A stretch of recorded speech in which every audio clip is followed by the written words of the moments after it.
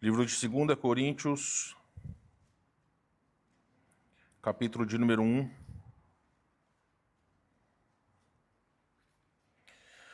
Nós leremos versos de 3 a 6.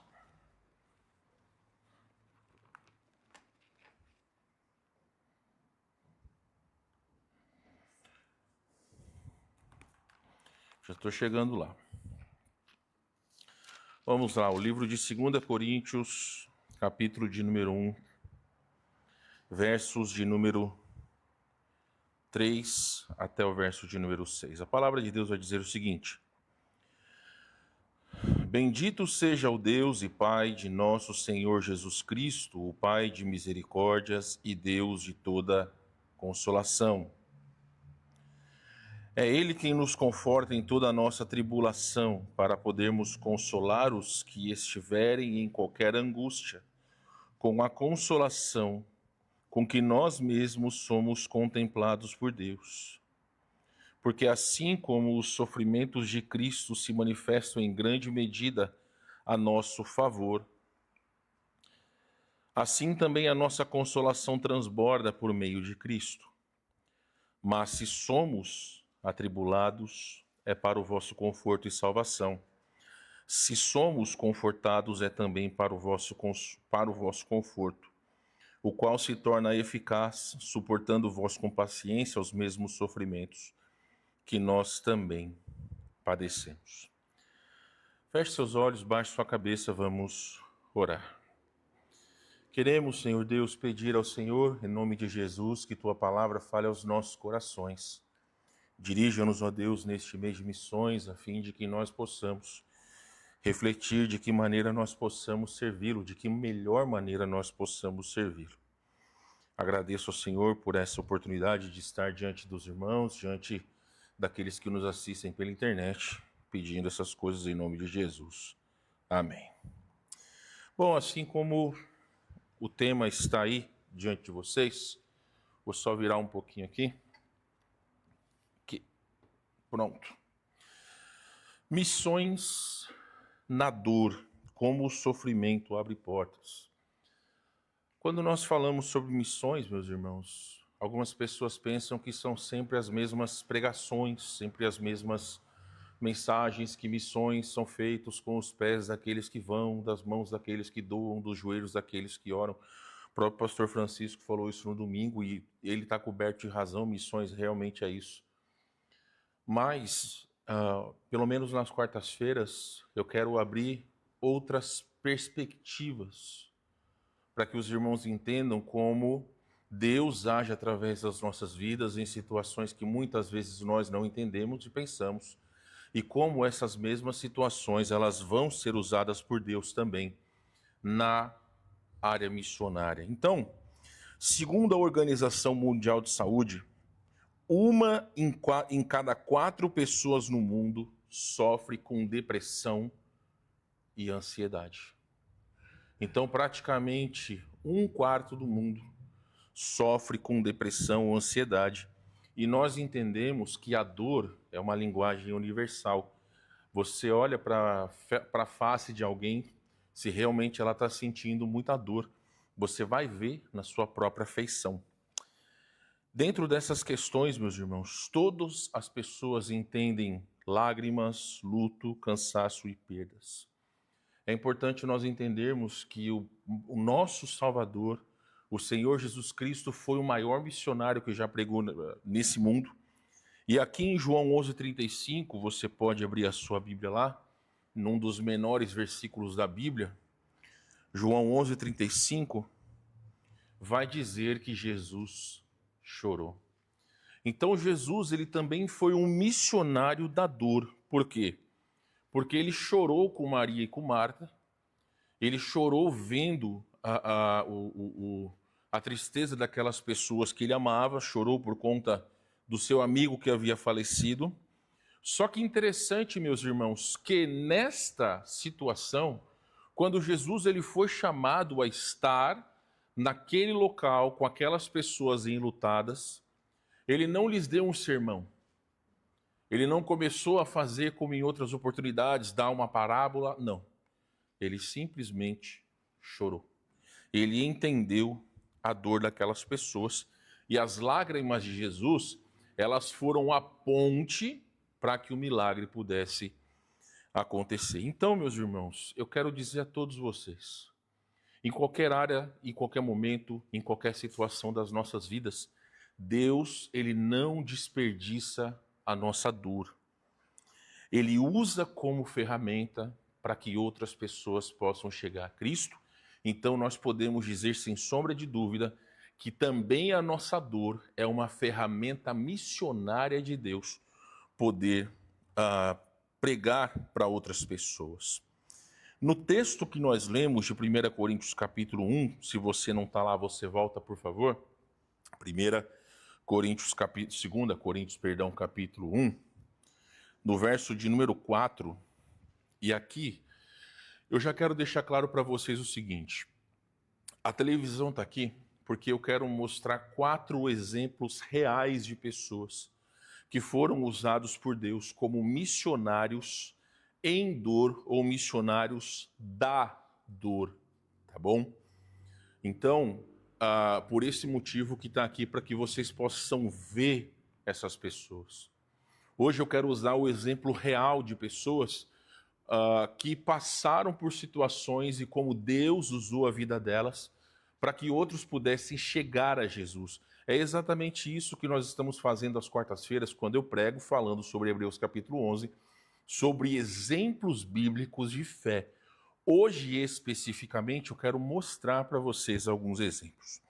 Então, meus irmãos, aqui em 2 Coríntios capítulo 1, verso de número 4, nós temos o apóstolo Paulo dizendo novamente que é ele quem nos conforta em toda a nossa tribulação, para podermos consolar os que estiverem em qualquer angústia com a consolação que nós mesmos somos contemplados por Deus.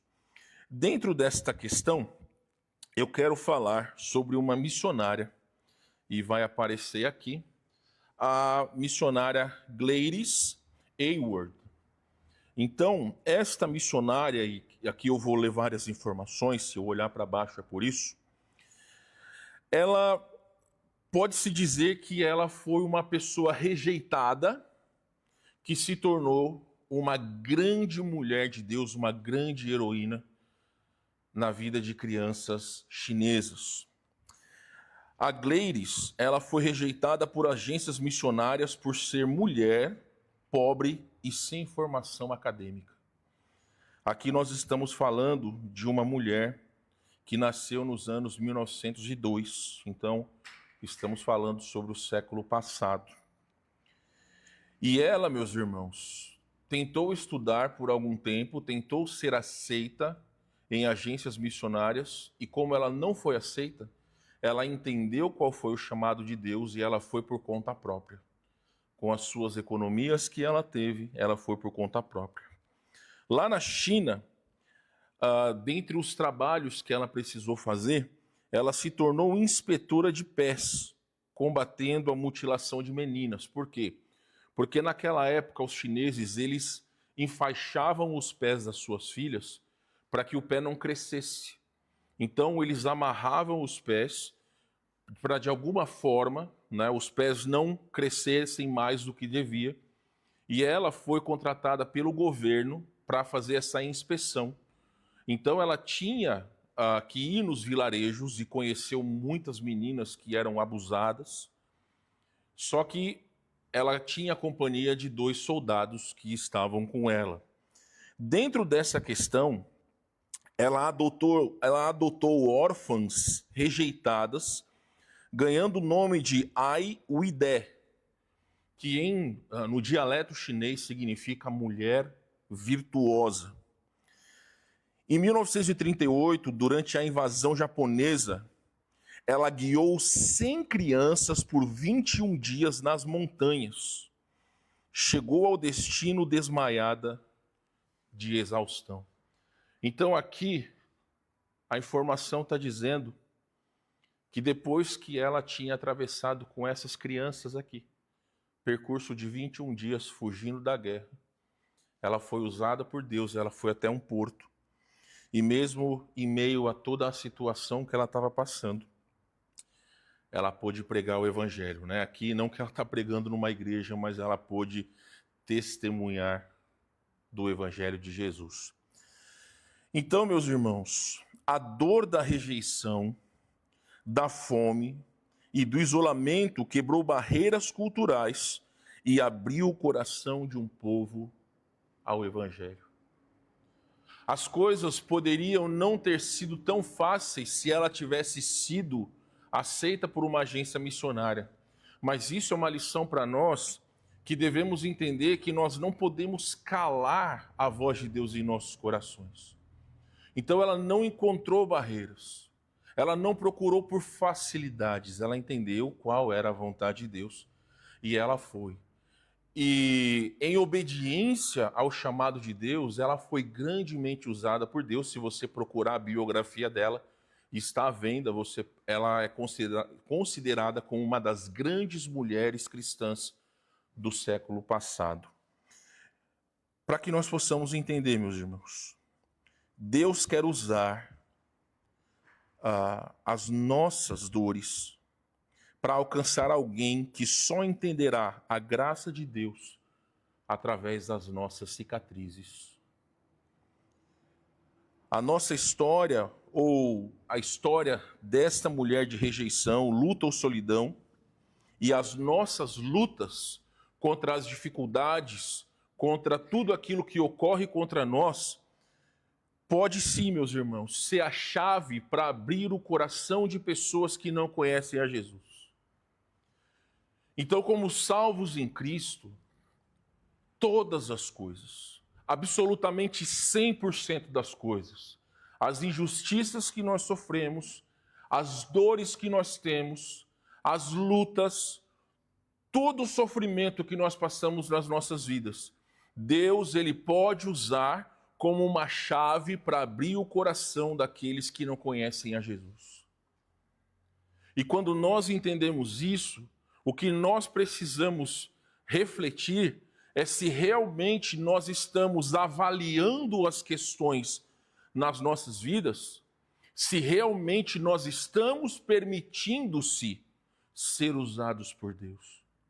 Eu vi um meme engraçado hoje, mas não convém trazer. Era um gatinho, né? E tinha de fundo uma música de uma mulher cantando um hino gospel, né? E aí o gatinho assim com a boca aberta olhando para a dona e estava escrito assim: eu ouvindo a minha dona cantar louvores, depois dela esfregar o meu rosto no chão porque eu fiz xixi na sala. Tiago vai dizer que a mesma boca que profere adorações a Deus é a mesma boca que muitas vezes vai proferir palavras que também não são aceitas pelo Senhor.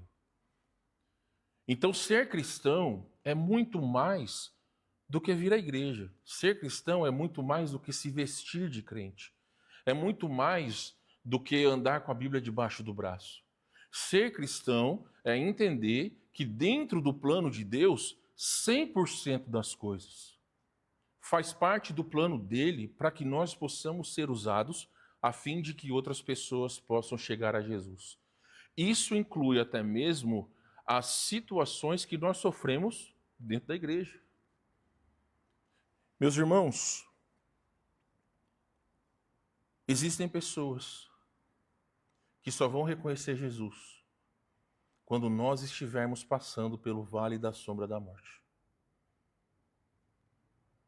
Porque em outras ocasiões, talvez nós não teríamos a oportunidade de pregar o evangelho para aquelas pessoas. Então aqui nós não estamos exaltando pessoas, nós estamos mostrando exemplos reais, palpáveis, de pessoas, e esta é a primeira, que teve uma luta colocada por homens, mas que ela entendeu qual era a vontade de Deus, ela cumpriu a vontade de Deus e foi grandemente usada pelo Senhor. Então o apóstolo Paulo, meus irmãos, ele disse isso. Deus, ele nos conforta em toda a nossa tribulação. E por que Deus vai nos dar o conforto? para podermos consolar os que estiverem em qualquer angústia. Não é à toa que Deus permite tantas lutas nas vidas de cada um de nós. Só que são lutas distintas, são lutas diferentes. E no contexto de igreja, nós temos aí um povo de 60 pessoas. Nós vemos que as lutas, elas não são iguais.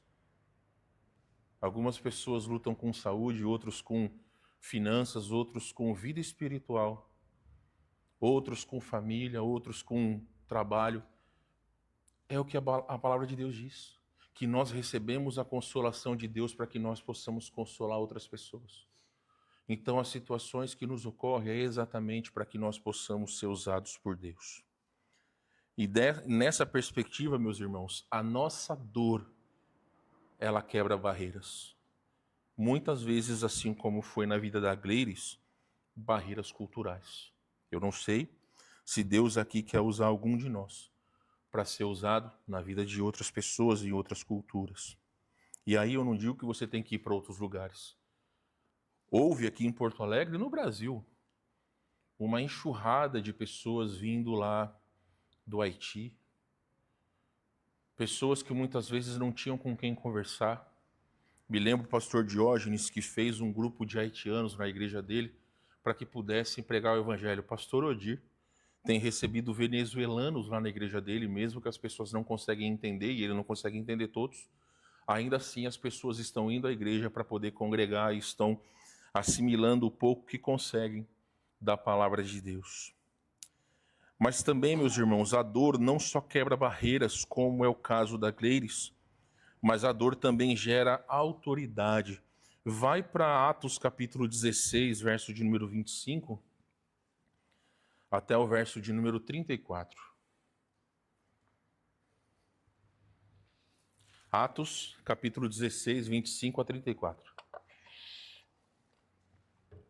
Aqui nós estamos falando de um evento conhecido, que é Paulo e Silas na prisão. Mas note o que a palavra de Deus vai nos dizer. Por volta da meia-noite, Paulo e Silas oravam e cantavam louvores a Deus e aos demais companheiros, e os demais companheiros de prisão escutavam. De repente sobreveio tamanho terremoto que sacudiu os alicerces da prisão. Abriram-se todas as portas e soltaram-se as cadeias de todos. O carcereiro despertou do sono, vendo abertas as portas do cárcere, puxando a espada, ia suicidar-se, supondo que os presos tivessem fugido. Mas Paulo bradou em alta voz: não te faças nenhum mal, que todos aqui estamos. Então o carcereiro, tendo pedido uma luz, entrou precipitadamente e, trêmulo, prostrou-se diante de Paulo e Silas. Depois, trazendo-os para fora, disse: Senhores, o que devo fazer para que seja salvo? Responderam-lhe: crê no Senhor Jesus, será salvo tu e tua casa. E lhe pregaram a palavra de Deus e a todos da sua casa. Naquela mesma hora da noite, cuidando deles, lavou-lhes os vergões dos açoites. A seguir foi ele batizado e todos os seus. Então, levando-os para sua própria casa, lhes pôs a mesa e com todos os seus manifestava grande alegria, por terem crido em Deus. Graças a Deus, meus irmãos, eu nunca fui preso e eu não pretendo ser. Mas nós podemos entender que quando você lê aqui os evangelhos, você sabe que Paulo e Silas eles foram presos pelo crime de pregar o evangelho. Eles foram levados à prisão pela inveja daqueles que não queriam que o evangelho fosse pregado. Só que dentro daquilo que eles estavam passando, a dor que eles tinham de estarem encarcerados, eles não estavam sentados num sofá, num divã, eles estavam encarcerados. Só que eles não permitiram que a dor que eles tinham lhes calasse, porque eles estavam cantando louvores a Deus. Então, entenda o seguinte: a fé deles deu autoridade à mensagem, ou seja, eles disseram para aquele homem: crê no Senhor Jesus Cristo e será salvo tu e tua casa. Por que aquele homem, tão rápido, ele entregou a vida a Jesus? Porque ele viu exatamente a fé que aquele homem, Paulo e Silas, estavam pregando. Ou seja, a fé deles deu autoridade à mensagem. Eu quero trazer o exemplo de um homem chamado Nick Vujicic. Acho que é mais ou menos isso aí. Esse camarada aí, ele é conhecido por não ter braços nem pernas. Essa daqui é uma imagem real, você pode pesquisar. Ele é assim, só que ele tem uma família linda. Deus deu para ele uma família linda. E não somente isso, ele é conhecido não só pelo seu porte físico, mas principalmente por anunciar a graça de Deus. Ele nasceu sem braços e pernas e ele tentou suicídio aos 10 anos. Mas Deus transformou o seu desespero em ministério. Ele já pregou em mais de 70 países. Ele foi fundador de um ministério chamado, em português, Vida Sem Membros, aonde alcança milhões de pessoas sem Cristo. O Nick, ele disse o seguinte: Deus usa minha dor para dar esperança a quem acha que não tem saída. Um homem sem braços, sem pernas, que dentro das suas situações estava e está feliz, porque pode pregar o Evangelho. Um outro exemplo é desta senhora chamada Joni Eareckson Tada. Aos 17 anos, após um mergulho imprudente, Joni ficou tetraplégica. A sua dor foi tão intensa que ela pensou em suicídio.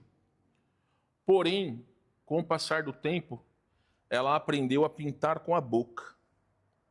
Ela fundou um ministério chamado Joni and Friends, um ministério global para pessoas com deficiência.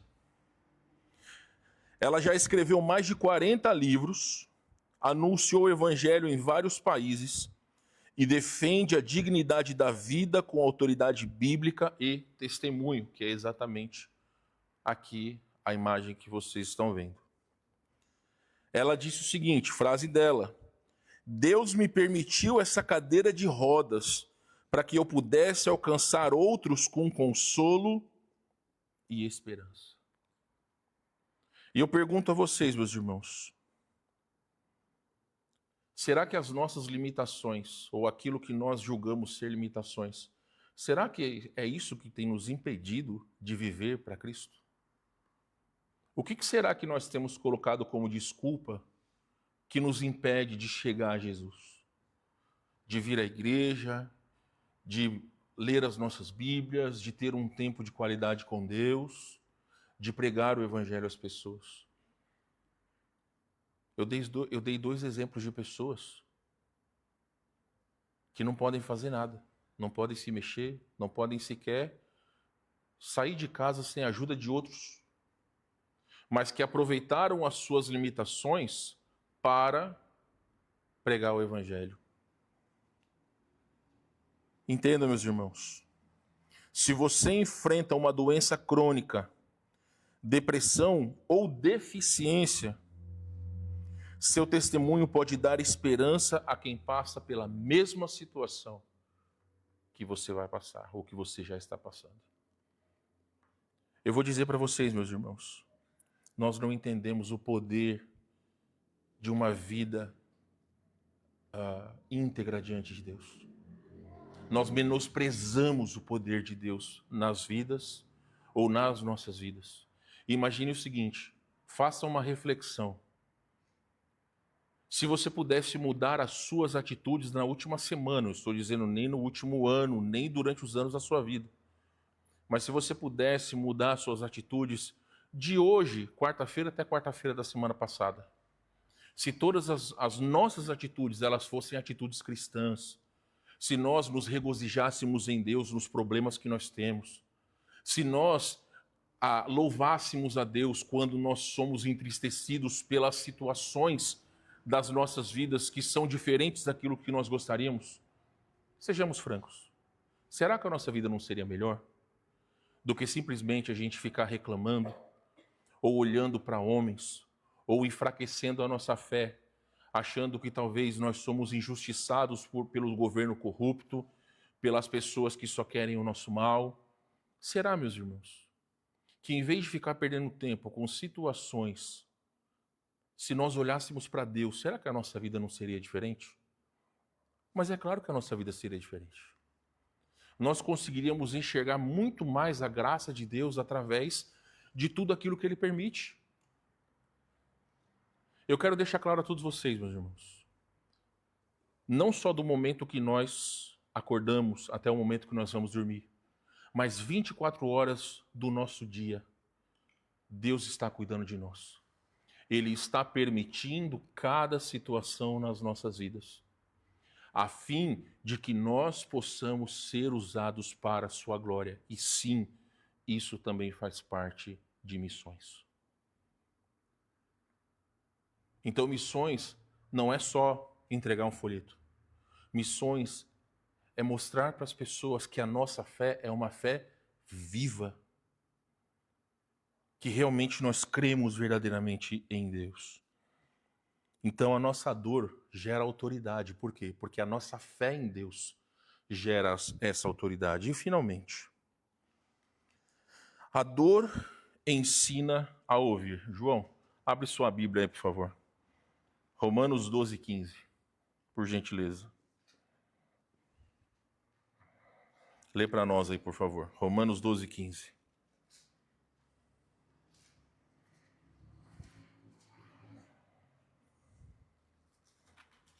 Romanos fugiu da sua Bíblia? Está entre Gênesis e Apocalipse. Alegrai-vos com os que se alegram e chorai com os que choram. Alegrai com os que se alegram e chorai com os que choram. A gente não podia deixar de falar sobre Corrie ten Boom. Talvez alguns dos irmãos não entendem a profundidade do testemunho dessa irmã. Eu quero rapidamente contar a história dela. Durante a Segunda Guerra Mundial, Corrie ten Boom e sua família, cristãos holandeses, esconderam judeus em sua casa para salvá-los dos nazistas. Então aqui, o quarto, ali uma parede quebrada, no sentido de que era ali que escondiam os judeus. Ela e sua família foram traídos, presos e enviados ao campo de concentração em Ravensbrück, na Alemanha. Corrie perdeu seu pai e sua irmã Betsy, que no caso é essa daqui. Betsy é essa daqui. No campo de concentração. A Betsy morreu dizendo o seguinte: Corrie, precisamos contar ao mundo que o ódio não tem lugar neste mundo. Deus nos chamou para levar amor até aqui. Ela morreu no campo de concentração.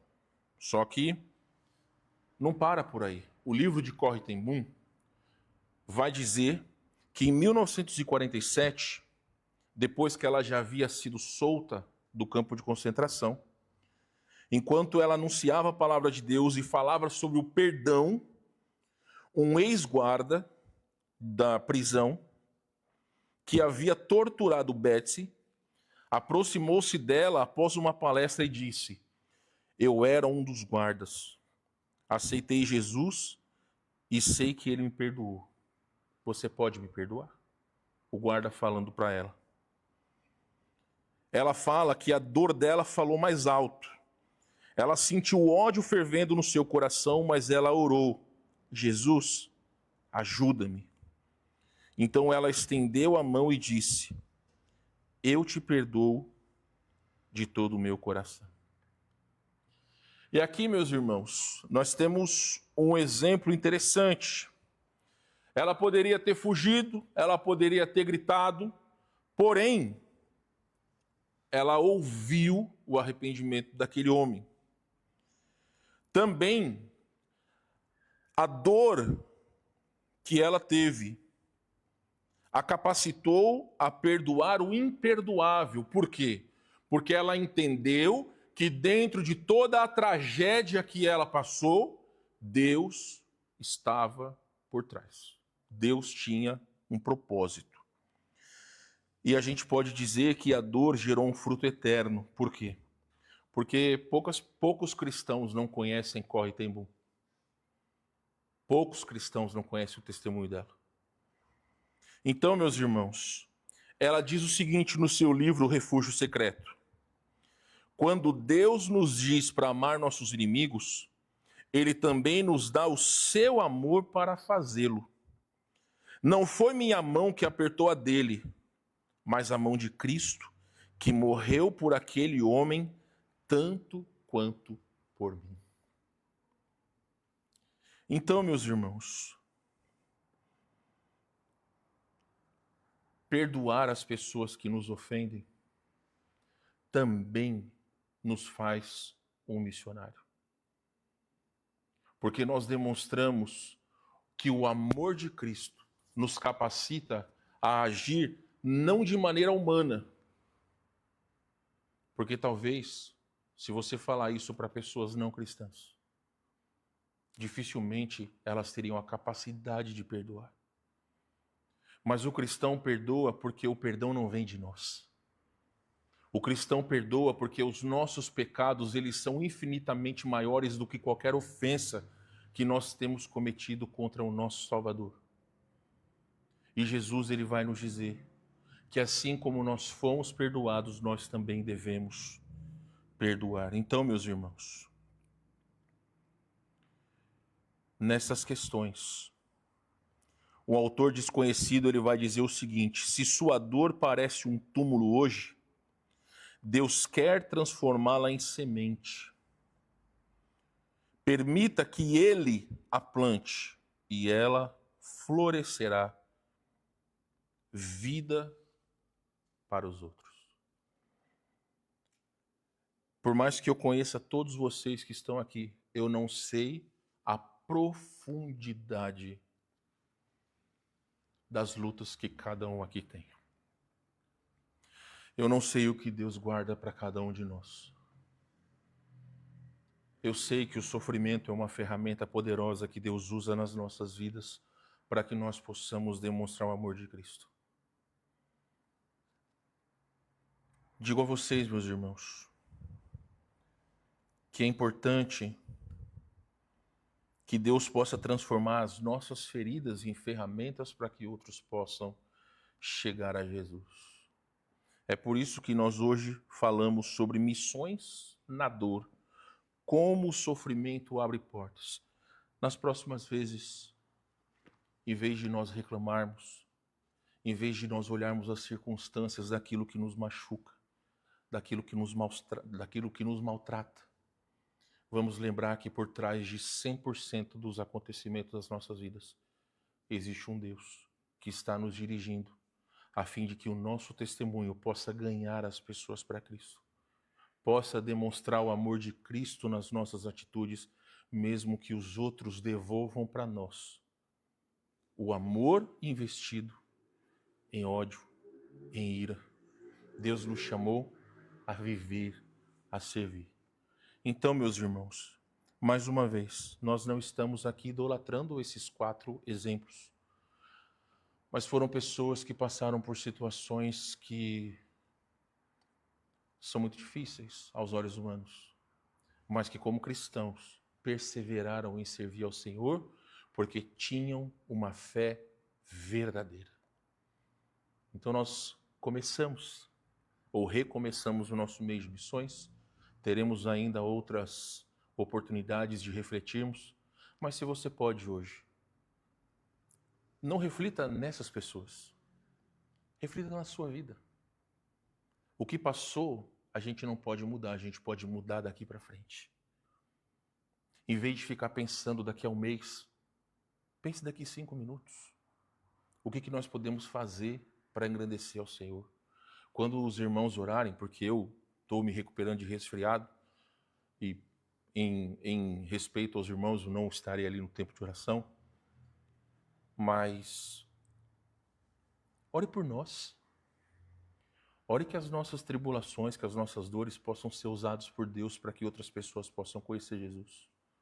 Para que talvez até os irmãos da nossa igreja possam ver Cristo nas nossas vidas e eles também possam buscar amar o Senhor da mesma maneira que nós amamos. Baixe sua cabeça, feche seus olhos, vamos orar. Queremos, Senhor Deus, novamente te pedir a tua bênção sobre esta noite, orando que o Espírito Santo fale aos nossos corações. Dá-nos, ó Deus, a convicção de que realmente, como servos do Senhor, nós precisamos nos regozijar naquilo que o Senhor tem feito nas nossas vidas. E regozijar-se não é estar com um sorriso sempre, mas é confiar que todas as coisas realmente cooperam para o bem daqueles que te amam. Tu sabes a extensão das nossas dores, das nossas lutas, das mágoas que nós temos, mas que nós possamos ser como Jesus, que nós possamos investir as nossas vidas em ser como o nosso Mestre. Usa a cada um de nós neste mês de missões para que possamos influenciar as vidas de outros. Usa as nossas dores, ó Deus, para que outras pessoas cheguem a Jesus. É o que nós pedimos em nome do nosso Salvador e Senhor Jesus Cristo. Amém.